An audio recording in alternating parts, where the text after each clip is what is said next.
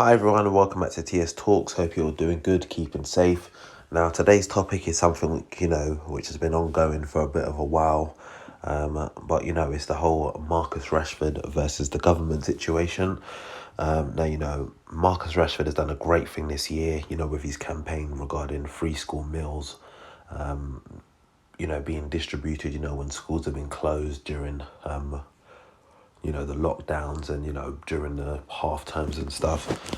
And, the whole point about it being that, school sometimes is a place where kids are only due to get that, substantial meal for themselves. Now, I think it was about a month ago, MPs when voting in Parliament, the majority voted against the free school meals campaign, which I thought was disgusting. It goes to show, what sort of people it is. That are running the country, especially when most of these MPs have like a £25 a day food allowance. Like what? Like £25 a day food allowance? Are you taking a mick? Like 2 days of the week, let's say £50 allowance. Some families could go to Aldi, Lidl, and get a substantial amount of food in. But these guys they get their £25 a day food allowance. Earlier in the year, they were getting some pay rise to get, some additional money to get equipment to work from home. I think it was like 10k per MP. What do you need to spend 10k for on equipment? Like, you're taking a mick. So, yeah, man, I have to credit all the real MPs, who voted in favour of, of Rashford's campaign. I've seen some people say things online such as, you shouldn't have kids if you can't afford to feed them. But at the end of the day, the reality is you don't know people's situations. Me being a father myself, of 2 kids, being a parent ain't easy.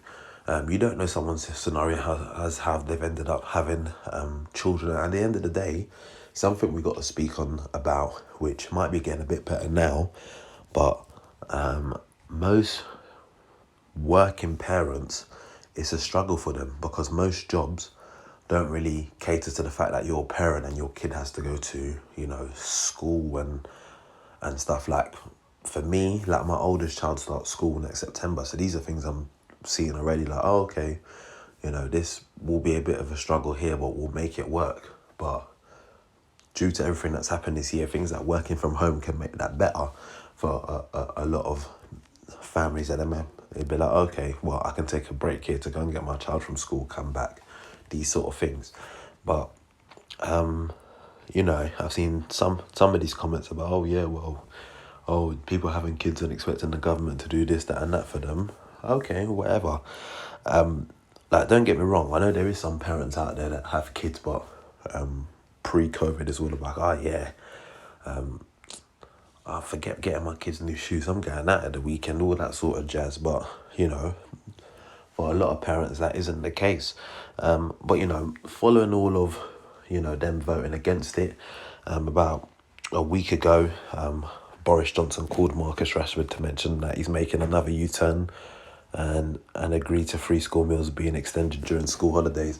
One thing about Boris is he does one thing and then he does a U-turn. He might as well, you're learning to drive and they teach you how to do the 3-point turn. They might as well get Boris to teach you that, because that man do one thing and he turn around. He'd be perfect for teaching you how to do a 3-point turn. Real talk. But, back to this thing, it's saying that the overall package from the government includes a 170 million winter grant to support families in England until, the Christmas break in 2021. And it's ironic, I remember at the start of lockdown, you had guys like Matt Hancock, trying to call out footballers to do more in terms of pay cuts, whilst he decides not to do so and help privatise our National Health Service, working on the vaccine, all that other sort of jazz I've seen him talking about recently. So, I have to credit Rashford to the highest for this campaign. But, at the same time, he has to know he can't afford to make any slip-ups in the public eye, as these people and the media, who are controlled by these people, will try and use anything to discredit him. Just the other day, there was an article come up talking about the property which he has bought. And, Rashford even come out and was like, okay, well, he stated that he's invested in property for the future of his family for generations to come.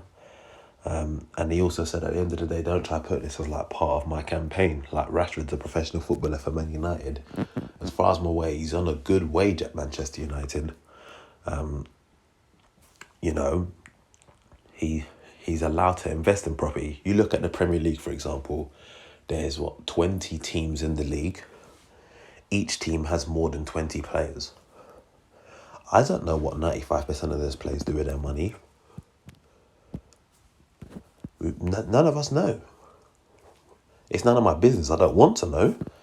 But because he's made a lot of the public in this country see how little these people in government are doing and all what little perks they have, such as the £25 a day meal voucher or whatever it is they have, the pay rise thing they were getting earlier in the year to work from home, when they tried to do the curfews on the pubs and stuff, but they got their parliamentary pubs which you can go in there and get a steak for £6, all this sort of stuff.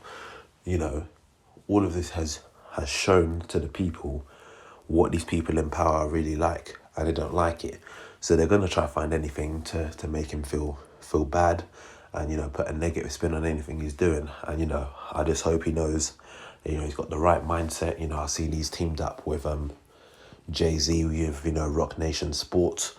So, that's a man with knowledge of how the media will try to spin things. And hopefully, if he doesn't already know, someone like a Jay has that conversation with him just so that, he's fully aware of,